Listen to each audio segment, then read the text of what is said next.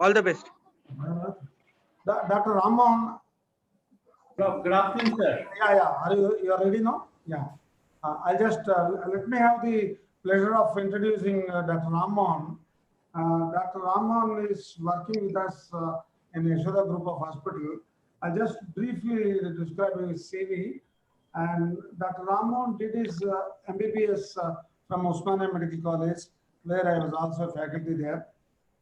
He did it in 1997. And then in 2001, he has completed his MD from All India Institute of Medical Sciences. And then in 2006, he got the degree of FRCA from Royal College of Anaesthetists, London. And in 2012, the postgraduate certificate in pain management, Cardiff University. So this is his educational qualifications. As far as experience is concerned, he has got experience from abroad as well as in India. In India, in 2002 to 2004, and in Global Hospital and Oxygen Hospital. And then presently is working in Yashoda Hospital. And then between 2006 and 2010, his experience was in UK, London, and then different areas.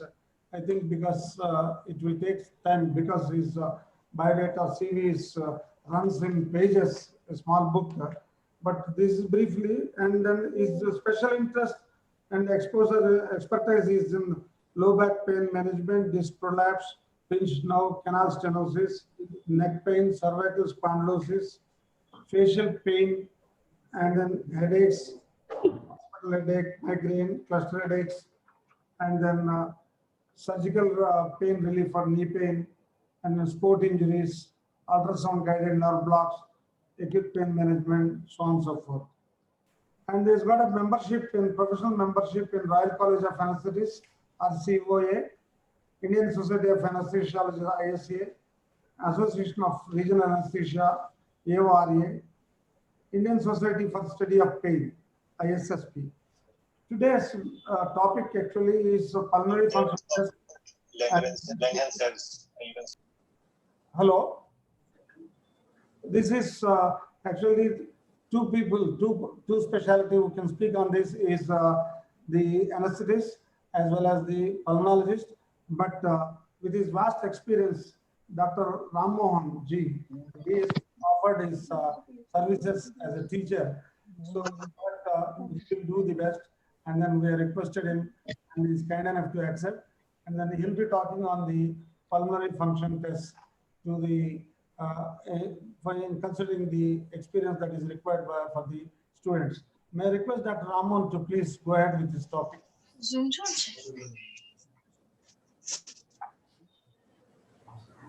Hello, Dr. Ramon. Yes, sir. I can hear you, sir. Can you see the screen, sir? Yes, absolutely, sir. Fine. Sir, that was a very elaborative description. Basically, I'm a pain management specialist right now, but I do practice some anesthesia. And my experience of pulmonary function test comes from the perioperative management of patients. Our unit does quite a lot of thoracic surgeries, and from where our experience about pulmonary function test and its evaluation and interpretation comes from, sir. My objective for this presentation was just to give you an overview, not to go into the depths like a pulmonologist would do. Okay, this would give a brief to most of the physicians. I think that is what is required now. Yeah, sure. Right, so a brief introduction to pulmonary function tests. What are they? Basically, they are used to measure lung functions. Lung functions can be divided into, respiratory mechanics, the lung parenchymal function and the gas exchange function, and the cardiopulmonary interaction. Most of these pulmonary function tests are based on the assessment of these three parameters here.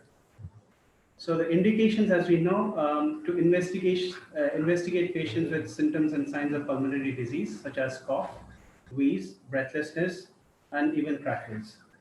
Monitoring patients with known pulmonary disease, especially for progression and response to treatment.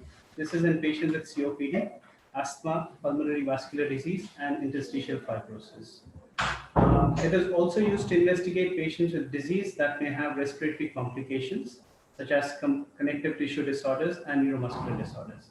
This has, quite importance during the perioperative management, because most of the patients who have anesthesia for major surgery, if their respiratory function is not good, then it is impossible for us to get them off the ventilator towards the end of the surgery. It is also used for preoperative evaluation prior to, lung resections, which could be segmental resections, lobar resections, or pneumonectomies, for major abdominal surgeries, and also some complex cardiothoracic surgery. Evaluation of patients who are at risk of lung diseases. These are patients who have had exposure to radiation, various pulmonary toxic medicines, environmental and occupational exposures. There are some contraindications. Obviously, we need to know about them. A patient who has had MI in the last 1 month, because they need to strain for this procedure that might actually trigger a reinfarction. Patients with unstable angina, recent thoracoabdominal surgery, recent ophthalmic surgery, because there is risk of globe rupture, especially when they are performing the pulmonary function tests. Thoracic or abdominal aneurysm, especially if the aneurysm is more than 6 centimeters in diameter, and a current pneumothorax. This is basically what I'll be discussing, how to categorize pulmonary function tests, what are the bedside pulmonary function tests. Not all places have, the advantage of having sophisticated pulmonary function tests, but we can have some bedside tests which can give us some indication as to what the pulmonary status of the patient is currently. Okay, we'll discuss this over the next few slides.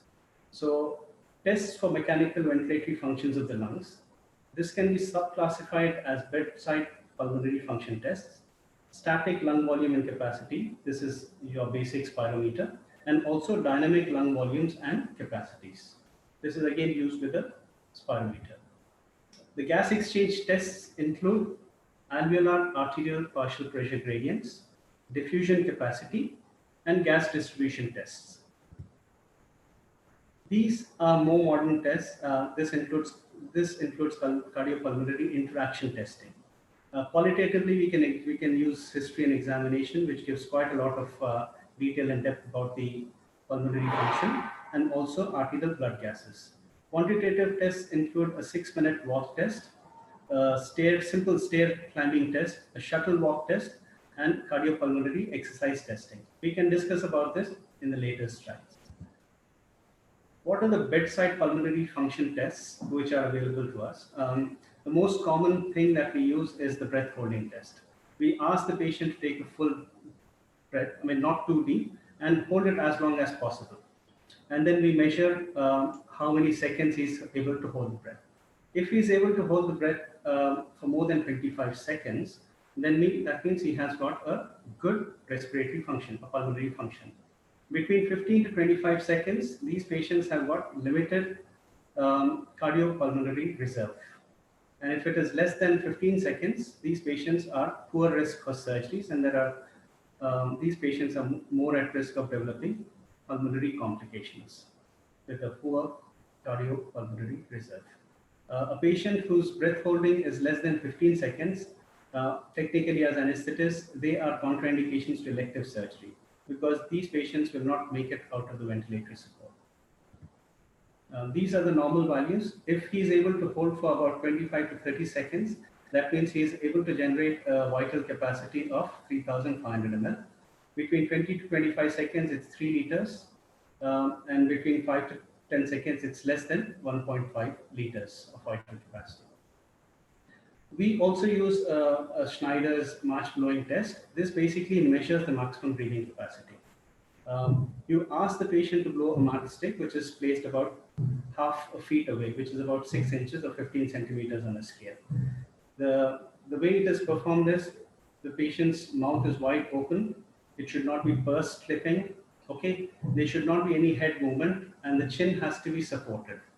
The mouth and the matchstick level should be at the same level. Then he is asked to blow it. If he cannot blow the match, that basically means the maximum breathing capacity of this patient is less than 60 liters per minute, which means that he has got a dysfunctional pulmonary mechanism. Okay, And a patient who has got an FEV1, we'll talk about these parameters in later slides. Forced expiratory volume in 1 second less than 1 liter, 1.6 liters. Um, if he's able to blow out a matchbox or the matchstick, basically that means his maximum breathing capacity is optimal as well as his forced expiratory volume in the first second. We'll not talk about the modified test. Then you can do a simple cough test. Ask the patient to take a deep breath, followed by a cough. If the patient is unable to cough, that basically means that some of his respiratory parameters are not well. That basically means that the patient's forced vital capacity, his forced expiratory volume in 1 second, and peak expiratory flow rates are not well. So basically, these patients cannot cough properly. If they cannot cough, they cannot bring out the secretions. And in the perioperative period, that could lead to retention of secretions and secondary infections, pneumonias. A forced expiratory time is again something which we use. You basically ask the patient to take a deep breath and exhale maximally and as forcefully as possible. You just place a stethoscope on the trachea and then basically see how long the expiratory time is. Normal forced expiratory time is about up to 5 seconds. And in patients with obstructive lung disease, the expiratory time is more than 6 seconds. In restrictive lung disease, it's less than 3 seconds. You can also ask the patient to do a single breath count. You ask the patient to take a deep breath, hold it for a while, and then ask him to count. Okay, 1, 2, 3, 4. If he's able to count between 30 to 40, that means it's normal respiratory function. And basically, this indicates that the vital capacity of the patient is good enough.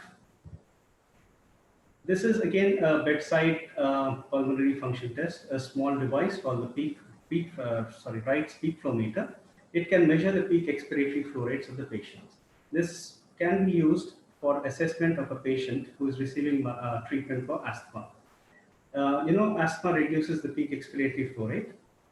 So when the patient is given nebulizations, you can use this to see an improvement in the peak expiratory flow values. It is variable in males and females, the value. It's 450 to 700 liters per minute in males and less than 500 liters in females. Okay, this is by far the most common technique that we use to measure the pulmonary functions, a spirometer. A spirometer, basically, you ask the patient to take 2 or 3 normal tidal volumes and then take a really deep breath up to total lung capacity and ask him to exhale until the residual volume. This takes time and basically a bit of education of the patient. And once you get this, you get few volumes and capacities. So these are the lung volumes and capacities that you normally obtain from a spirometer. This includes 4 volumes. The tidal volume normally is about 500 to 600, 750 ml. The inspiratory reserve volume, which is about 3 liters. The expiratory reserve volume, which is about 1.5 liters. Residual volume, about 1.5 liters. The 5 capacities are essentially, they are the sums of 2 different volumes. Okay, an inspiratory capacity is the sum of tidal volume and inspiratory reserve volume. Expiratory capacity is the sum of expiratory reserve volume and tidal volume. Functional residual capacity is the sum of residual volume and expiratory reserve volume. Total lung capacity, you add all the volumes, that will give the total lung capacity. Normally, it is about 6 to 6.5 liters in a normal adult. So what exactly constitutes normal?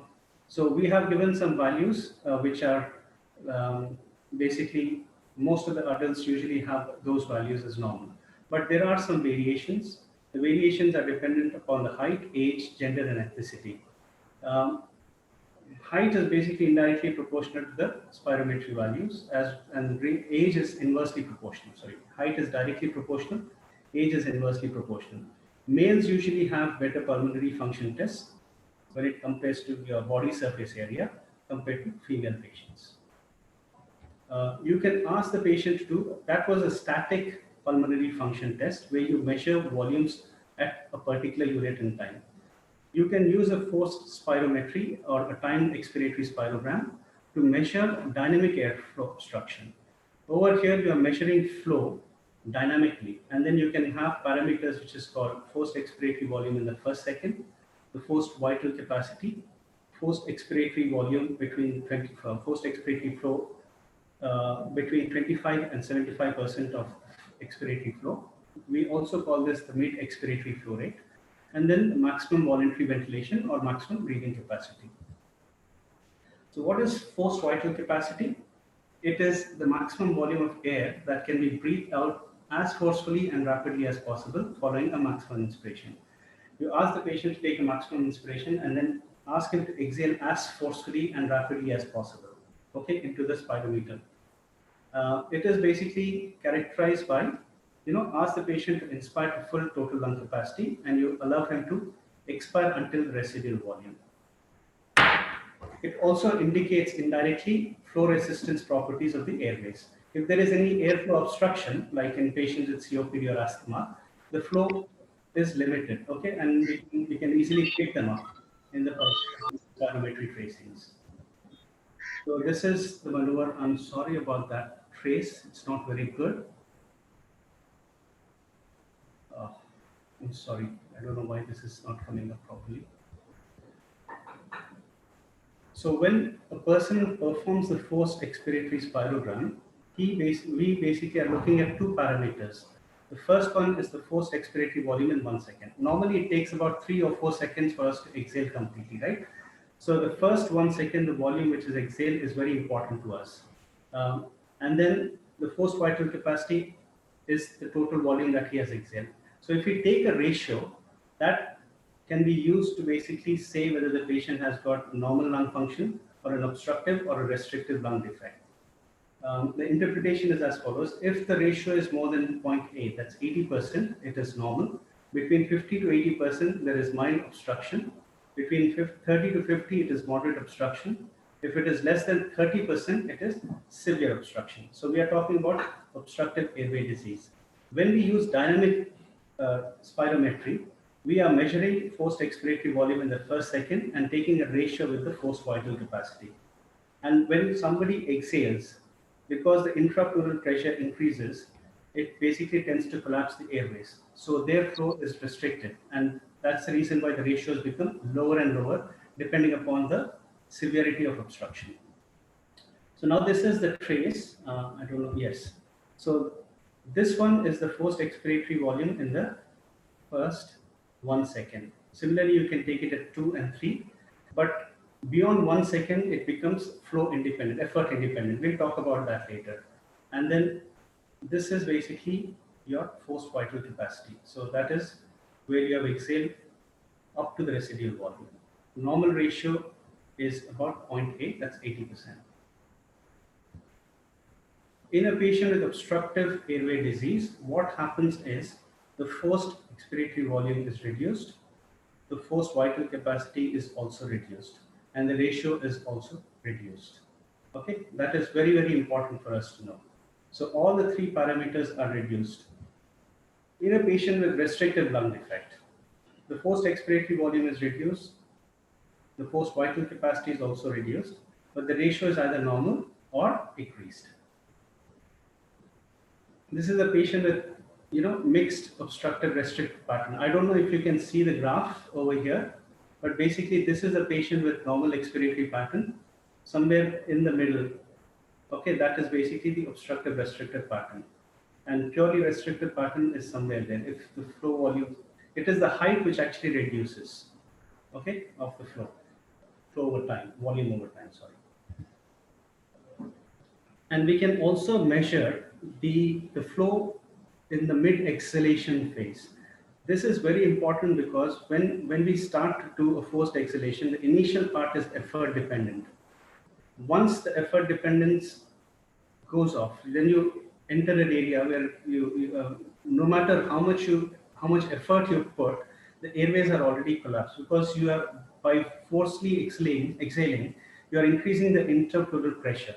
Okay, so that basically puts pressure on the airways, so the airways tend to collapse. Okay, so the first part is effort dependent, and the mid part is basically effort independent. So effort independence is very important for us to assess patients with obstructive airway disease. Okay, the normal values are 4.5 to 5 liters per second, or about 300 liters per minute.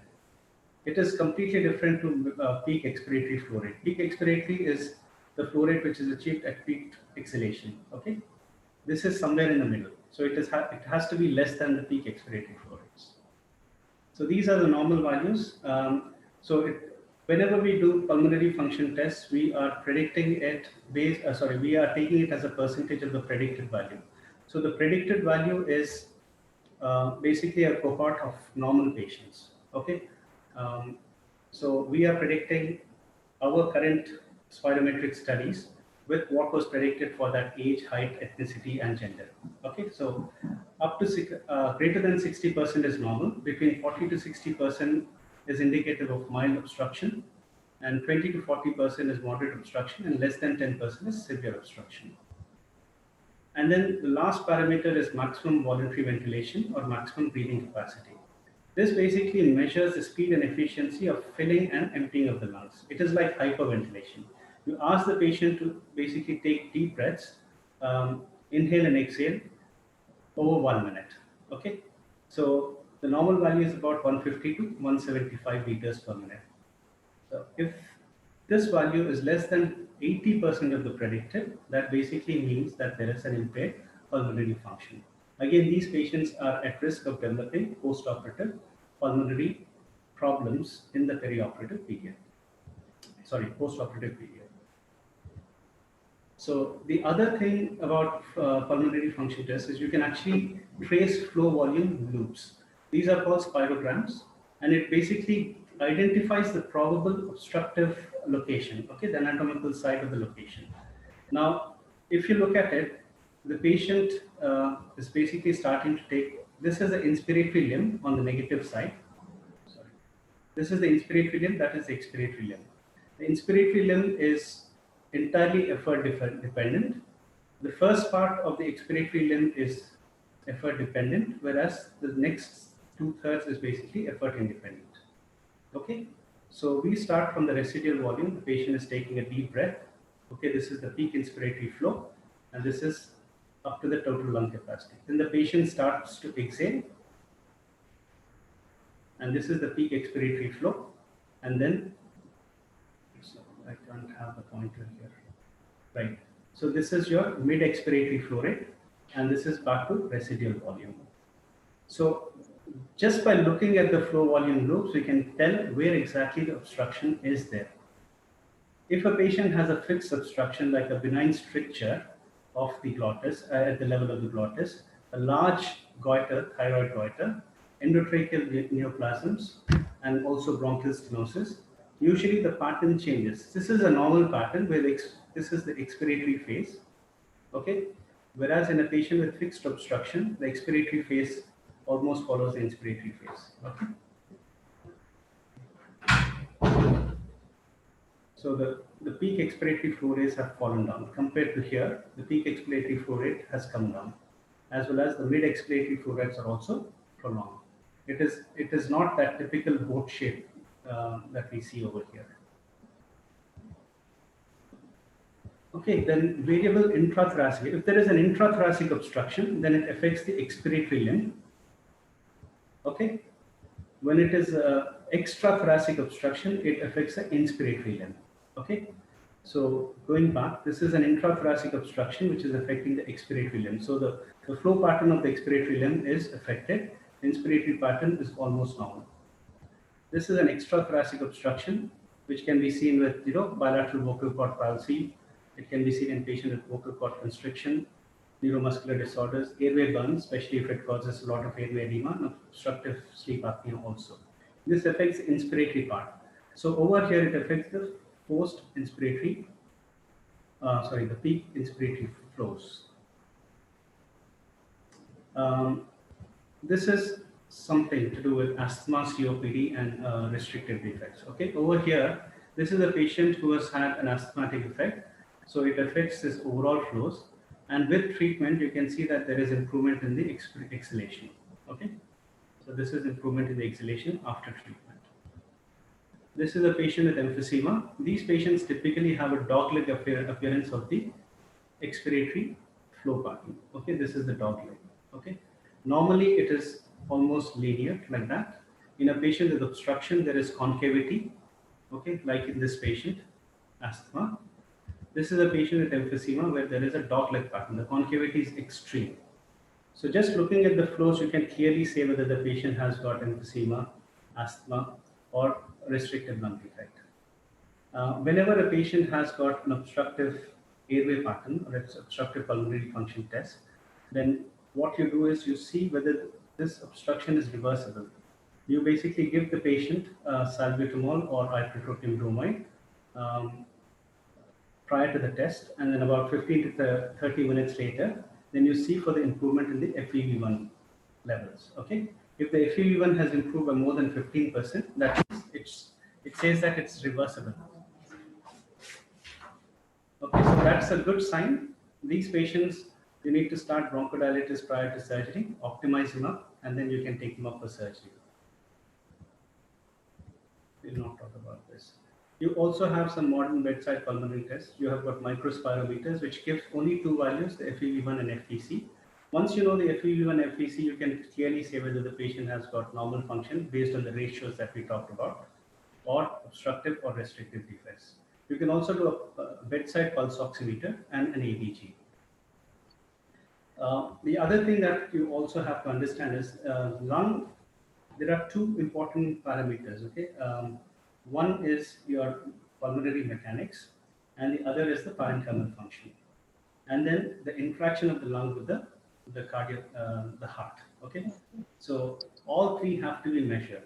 So this is called a three-leg testing system.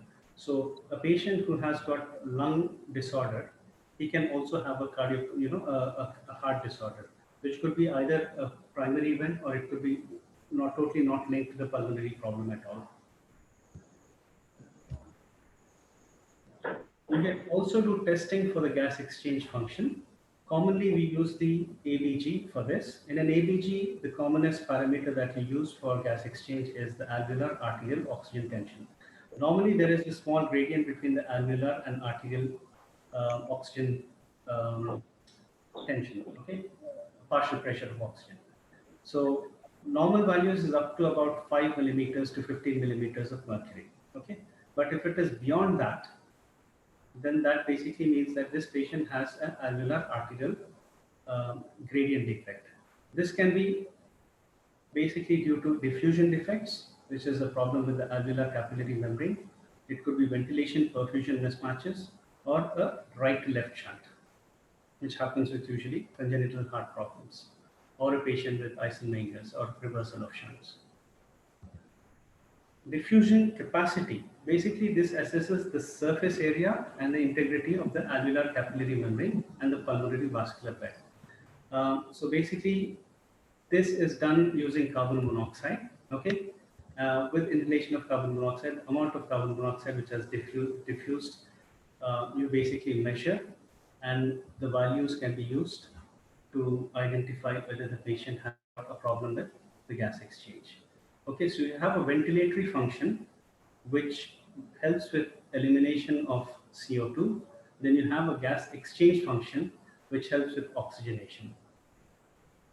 Okay, the factors which affect the diffusion capacity of carbon monoxide is anemia, carboxyhemoglobin, abnormal hemoglobins, patients with pulmonary embolism, pulmonary emphysema, pulmonary fibrosis. In these cases, because of damage to the pulmonary capillary membrane or abnormal hemoglobin species, the DLCO2 is reduced. And in patients with polycythemia, congestive heart failure, and left to right shunts, the diffusion capacity of CO is increased. These are more important in the perioperative. I'm talking as an anesthetist. It may not apply to most of the physicians, but it does apply to the surgeons as well. Unless we assess the respiration, the pulmonary function, along with the cardiac function, it makes no sense in the perioperative period. Because most of the drugs that we give are inherent depressants of the cardiac function, myocardial depressants, and they also, anesthesia itself reduces the functional residual capacity. Okay, so both the parameters have to be assessed for successful outcomes. So we tend to use cardiopulmonary interaction testing. This includes stair climbing or a 6-minute walk test. Basically, you ask the patients to walk for 6 minutes or climb, flights of stairs. If he's able to climb more than 5 flights of stairs, that means his um, oxygen consumption is greater than 20 ml per kilo per minute, which is normal, and the mortality is very, very less. If he's able to do 3 flights of stairs, then mortality is, morbidity may be there, but there won't be much mortality. If a patient is unable to walk more than a flight of stairs, this basically means the oxygen consumption is so low that he may not survive the surgery. This is another test which is commonly used, shuttle walking test. You basically give audio signals to the patients. He's asked to basically walk about 20 meters. So it's 10 meters on one side and 10 meters on the other side. And at each loop, you basically give an audio signal, increase the speed, and you see whether the patient is able to cope up with it. If he is able to, then basically that means his pulmonary function test is cardiac function as well as his pulmonary function is good. And then, of course, we can use the treadmill test, which is quite commonly used. The only contraindications are patients with severe osteoarthritis or a patient who has got arrhythmias or any other syncopal attacks. These patients cannot perform cardiopulmonary tests. But where it is available, this is probably a best test. It tests the ability of the subjects, of the patients, to cope up with metabolic demands of the surgery as well as anesthesia. You can also do monitoring of the electrocardiography, blood pressure, and also pulse oximetry along with the treadmill test, which is commonly used by the cardiologists. So this is basically a small description. You can measure all those things. We'll not talk about thoracotomy, okay, because that's a bit complex. But this is the most important thing I would want everybody to understand. There is no single measure or a gold standard for predicting post-operative complications. You always use a three-leg stool approach, okay? You measure the respiratory mechanics, or you assess the respiratory mechanics, you assess the cardiopulmonary reserve, and you also assess the lung parenchymal function. So these are the 3 legs where you can test and basically optimize the patient before he undergoes major surgeries, okay? For respiratory mechanics, it's forced expiratory volume in the first second, the ratio of residual volume to total lung capacity, or the forced vital capacity. For cardiopulmonary reserve, we have got the oxygen consumption, maximum oxygen consumption. Normally, it is more than 15 to 20 ml per kilometer. You can do the stair climbing test or the shuttle walk test. Lung parenchymal function, the most important test is the diffusion capacity for the carbon monoxide. I think I'll stop there, sir, and I can take some questions. I know this was very basic. I didn't go too much into the depths of it, but I think this is something which will throw a light as to what are the things that have to be assessed in the perioperative period as an anesthetist, as a perioperative physician, and as a surgeon as well. We always take the help of pulmonologists or physicians with special interest in the chest, okay?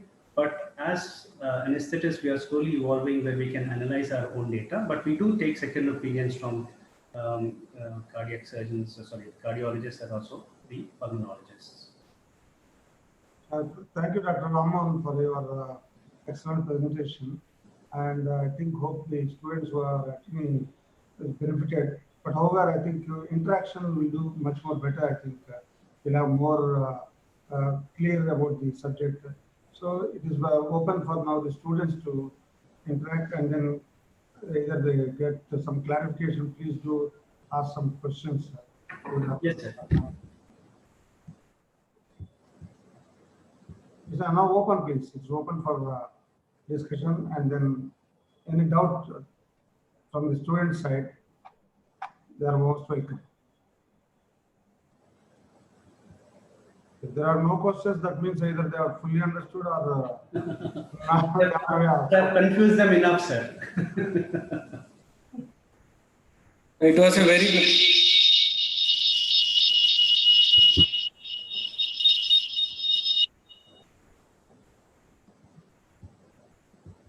was a very good session, I feel.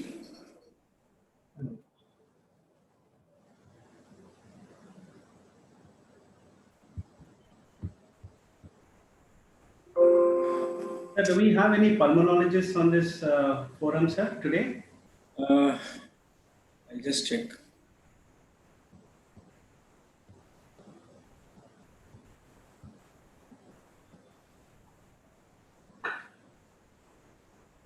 Yeah, there are a few. Sir, I think they can contribute something which I have not covered. Exactly.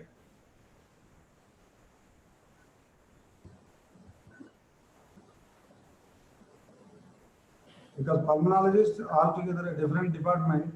I just straight question to them, have been benefited by his talk? At least you can answer that point also. Because always we should know, the lecturer should know whether he is going in the right, because we have to satisfy you and then get. So we don't mind taking comments from you. So please do tell us whether we are very clear in our presentation or not. That is what I request from the students. Actually, when I started preparing for this, I didn't know the audience actually. When I asked, they said it's DNB students, and I was thinking it was anesthetists.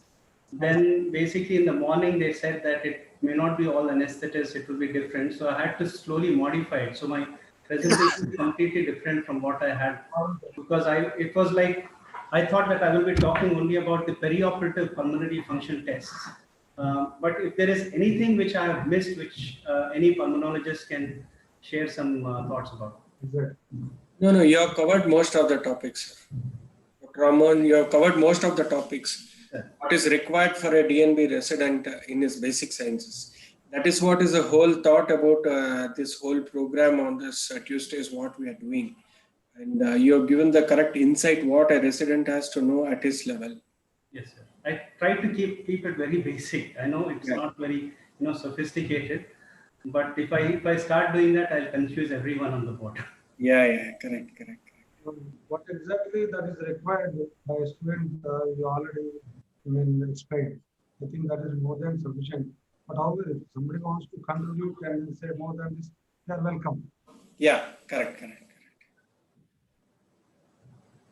So this, I think 40 minutes lecture is always good, 40 to 45 minutes. I think we'll be keeping the mood of the audience. Dr. Ramon might have cut short the topic.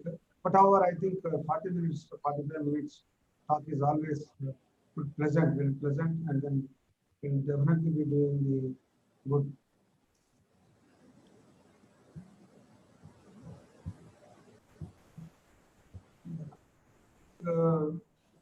Dr. Srinath, Yeah. should we conclude or? Yeah, we can conclude. We can conclude, sir. We can conclude. Regularly, we'll be doing on every Tuesday some specialized, mostly broad specialty, useful for the DNBs mostly. Yeah. Correct. So next week, I think we'll have some other topic. We'll just let you know 2 days before. Yeah. If we can get it in 1 or 2 days, so that it will be easier for us to communicate with the people. Yes, we will do that. However, I thank you for giving us this opportunity. No, sir. Really pleasure. And see to it that we are in the forefront of the teaching. Yeah. Thank you, sir. Thank you. Thank you, Dr. Ramon, for your. Thank you, Dr. Ramon. Thank you, sir. Thank you, sir. Thank you. Bye-bye.